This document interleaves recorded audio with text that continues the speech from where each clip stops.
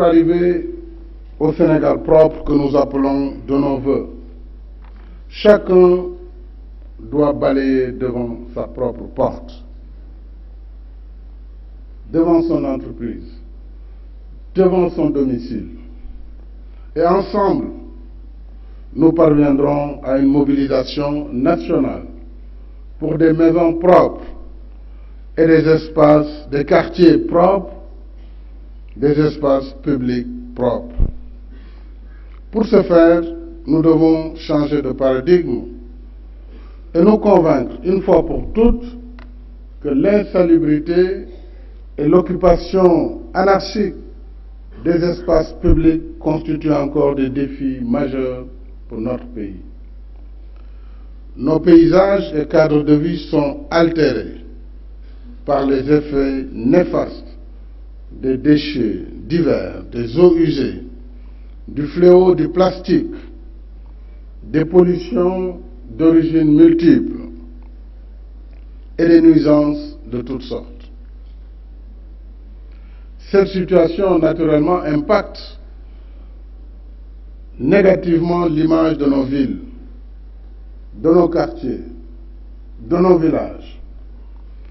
Elle affecte également la qualité de vie des populations ainsi que la performance de plusieurs secteurs névralgiques du développement socio-économique.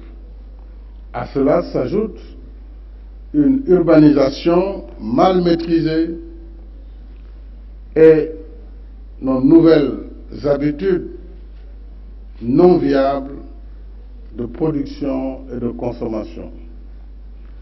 Voilà pourquoi, mesdames et messieurs, j'ai engagé le gouvernement à travailler de façon hardie pour la mise en œuvre et en mode fast-track des programmes prioritaires zéro déchet et zéro bidonville afin d'asseoir le renouveau urbain indispensable pour un pays en marche vers l'émergence. Je demande que le ministère de l'Intérieur mette en permanence 100 à 200 policiers à la disposition du ministre pour accompagner les opérations, ainsi que 1000 agents de sécurité de proximité pour la surveillance des espaces déjà libérés.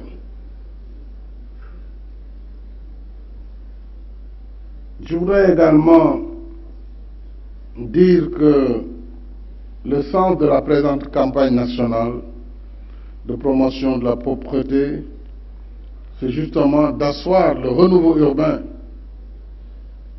changer le cadre de vie de nos communes.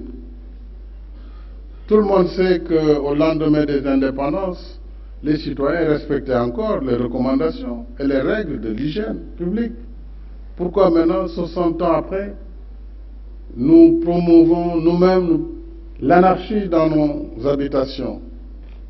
Et je compte sur les maires, en relation bien sûr avec les autorités administratives, d'engager ce combat qui est devenu un combat national. Et il nous faut rendre le Sénégal propre. C'est un impératif et ce n'est pas négociable.